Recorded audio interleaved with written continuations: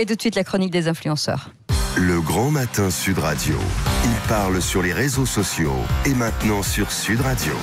Et ce matin, nous sommes avec Mona Coco et c'est son adresse sur Twitter, qui est une ancienne fan de l'AS Monaco. Oui, absolument, et qui revient sur l'équipe de France de football féminine. Bonjour à vous.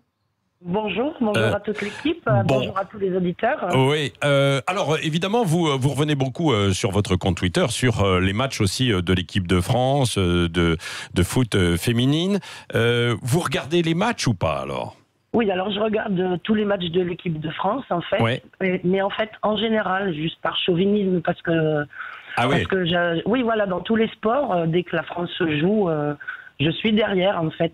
Je ne fais pas de distinction homme-femme. Oui. Alors vous ne faites pas de distinction, c'est ça. Et vous en avez marre qu'on ne parle qu'en ce moment, qu'on insiste trop sur l'équipe de France féminine. Oui, tout à fait. Je trouve que c'est contre-productif parce que, en fait, je trouve qu'on a une équipe qui est engagée dans une Coupe du Monde.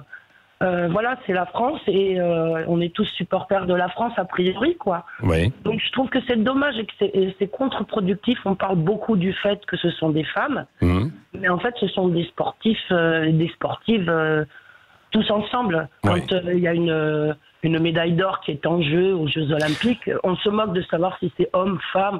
On est derrière, quoi. Alors ça, c'est vrai. Vous avez raison. Cela dit, il y avait quand même, pas du sexisme, mais un favoritisme pour les garçons, pour les footballeurs, comme dans beaucoup d'ailleurs de sport co, quoi, d'une façon générale, notamment dans les médias, non ?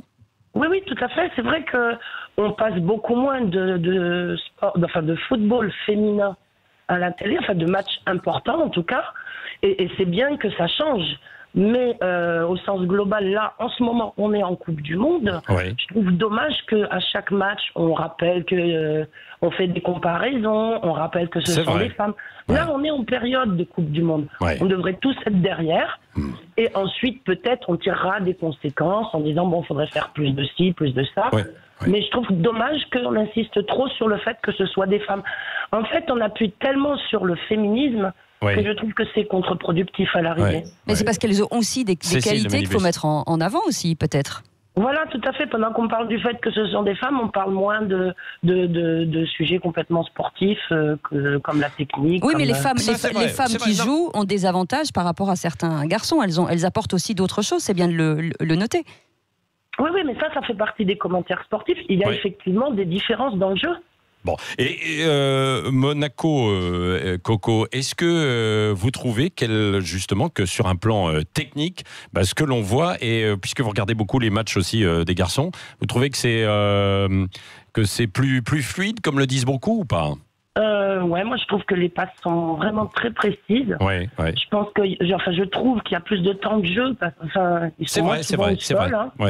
Ça, c'est vrai. Je trouve qu'elle court peut-être avec moins de puissance, mais à l'arrivée, les passes sont tellement précises. J'ai moins l'impression qu'elle balance le ballon un peu au hasard. Mais en fait, il faut retourner au vestiaire, en fait, là. Il faut qu'on aille au vestiaire avec Patrick. Oui. D'accord. Bon, merci en tout cas. Bon, hier soir, le pénalty, c'était pas terrible quand même. Hein. C'était un peu moins bon.